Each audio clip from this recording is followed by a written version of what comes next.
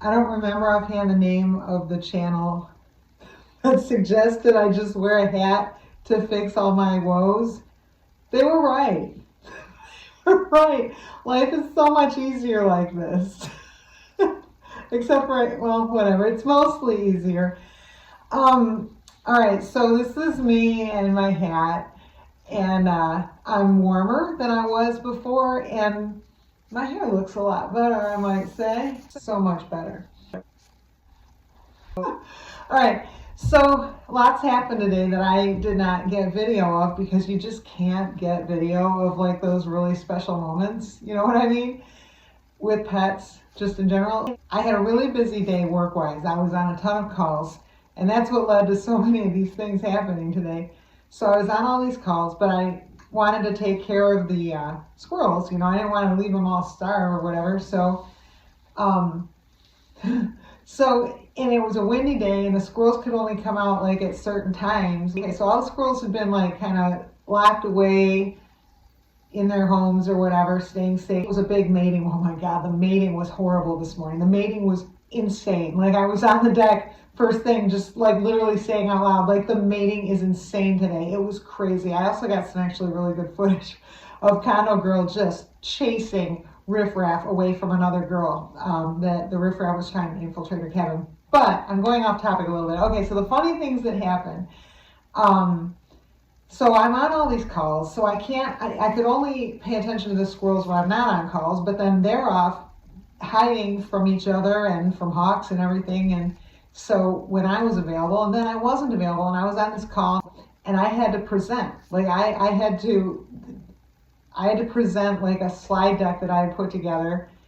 It's a big customer. I got people from my company on. I got people from the big customer on. I'm supposed to present this deck I put together. So I can't screw this up. So I didn't want to sit down here by the squirrels because it's hard. Like if I have the door wall closed and they're all like peering in like, Amy, Amy, you know what I mean? I want to open the door, but I can't because I'm on this call and I was going to be off mute and talking and on video. So I thought, all right, I'll go take the call in another room.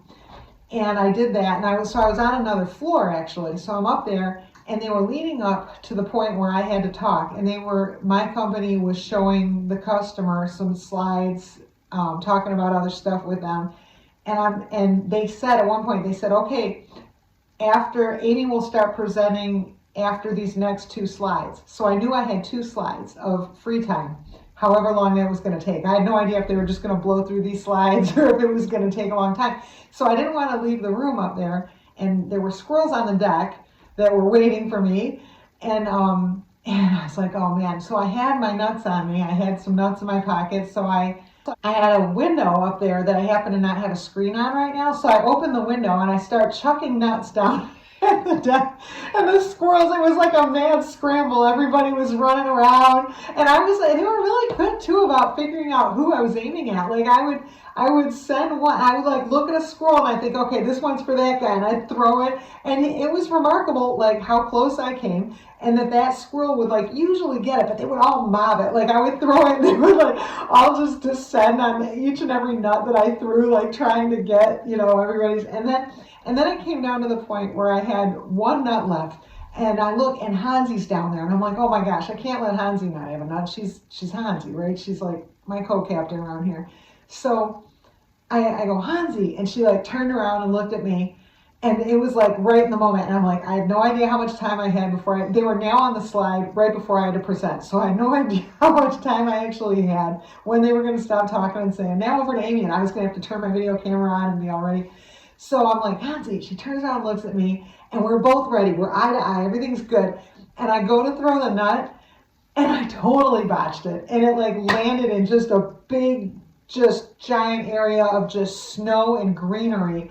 And she just looks at me like, what the hell? You know what I mean? Because now she's got to dig around in this huge area and try to find it. So I'm like, oh, so I went and I had to run to another area to get another nut for her because I had more nuts up there. So I went and I grabbed another nut and I go back, and then I got her one, and I actually did a really good job on my presentation. Woo! So then she remembered that I had open that window and throw her nut out that window. So then what happened later in the day, I'm on another phone call, but this one was not a big deal, and I was just more in listen mode. So I was taking it down here, and I'm on my laptop, everything's good, and I had the door wall open, and squirrels were just kind of coming in, taking nuts as they needed. And then Hansi came in, and she goes wandering straight over to the stairs and went up. And I'm like, what is she doing? And at first I didn't even know who it was. And then when I came over, because I could still listen to my call, and I came over and I looked, and she was at the top of the stairs and saw me and then started coming down, because I think she thought I was coming together, like she wasn't supposed to go that way. And but I think what she was doing, because she has never done that before, I think she was looking around. Like I think she had put together in her head, like, hey, Amy goes to this other part of the house. Let me go see what's there. You know what I mean? Because I think she put together based on where I threw the nut from when I was hanging out the window, and that she figured out there's more up there, and she got curious about it. And it was about, God, I don't know. It was because that happened in the morning, and then the call where I was tossing nuts out the window, and it was later in the afternoon. It was about 3 or 4 hours later, I think, that she wandered in. Maybe 3 hours later that she wandered in, and went to take a look to see where I had tossed that nut from, which I thought was really cool, because that shows like wow. I mean, what the intelligence of from the outside of the house was able to put together. There's more over there, and then when she came in, she realized where that had to be and figured out how to get there. That's pretty cool, isn't it? So she did that, and then so there's the good Hansi. Well, it's all good Hansi. The good news Hansi story, but the other in stranger Hansi news story. I kind of get why she did it, but I'm not, and I don't hold it against her. But, so one thing that squirrels do, and I've had the good fortune of seeing them do it on the deck and on the lawn, is, and you can read about it online if you're curious, but you're probably not going to be too curious about this. They, when their butt itches, they skid it along, they'll just kind of scoot along on the deck or on the grass. I mean, it's very rare that I see it, okay, but they do it. So, well, what I was not expecting was I was on a call today again. So I'm sitting on this call, and again, not an active role. It might have even been the same one where she wandered upstairs. I'm not sure. I don't think so. Anyway, so I'm sitting there, I'm doing my thing. Squirrels are doing their thing. They're coming in, they're getting their nuts, they're going out. And then I'm sitting there, and all of a sudden I look, and Hansi's, and she's that carpet that I have right by the door wall for people to kind of wipe their feet when they come in. Not that I plan to keep this disgusting carpet, but just so it's less disgusting until I get rid of it, I have a rug at the entryway. Well, instead of wiping her feet on the rug, she came in and she starts scooting along and wiping her butt on the rug. And I'm like, Hansi, what are you doing? And yeah, I kind of get it though, because it probably felt a lot better than doing that on the deck or on a bunch of snow, I guess, So she did that, and then she just kind of looked up at me like, is this okay? And I'm just, no, it was funny. So she did that, and then on that same call, this riffraff squirrel has been hanging around on the deck, and sometimes this happens is where certain riffraff becomes non-riffraff simply because they refuse to be riffraff. So this squirrel has been hanging around out there and daily and just acting like, what? I live here now, and just refusing to be riffraff, basically. And this is how new squirrels come into the fold.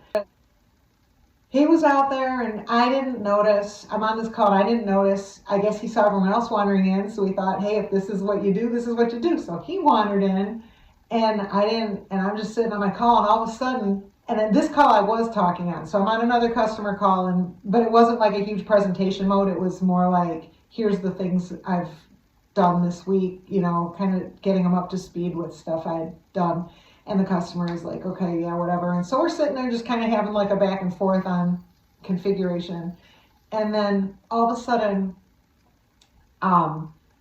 there's just this sound that I knew what it was, but I'm thinking, does the customer know what this is? And what it was, the riffraff squirrel that had wandered in was like repeatedly trying to get out against the screen that's in front of the glass. So it was like boing, boing, boing. He wasn't hurting himself. He was doing it actually very in a controlled manner. So that was good, but it was like this very strange metallic boinging sound.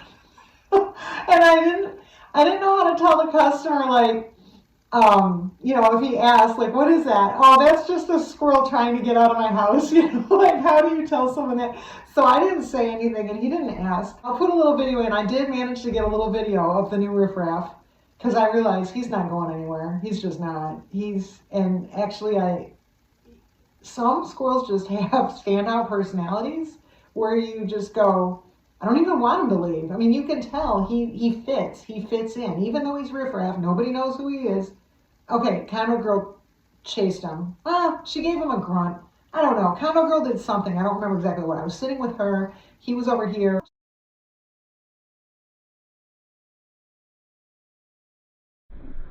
That's actually where I got the video. And then is of him sitting over here when she was over here. But she doesn't approve of anyone really, so that doesn't mean much. I mean, she's a big time chasey chaser. She will not accept 2-packs. She won't accept grabby. Hansi is about the only squirrel that Condo Girl has any.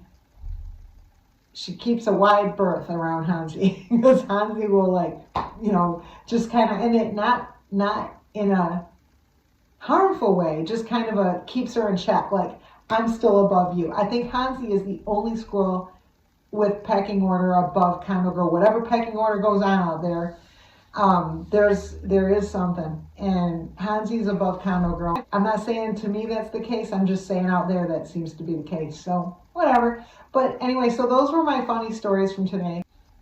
I'd have to tell you, you're gonna have to have my parents adopt you because my parents got this for me. It says New Zealand.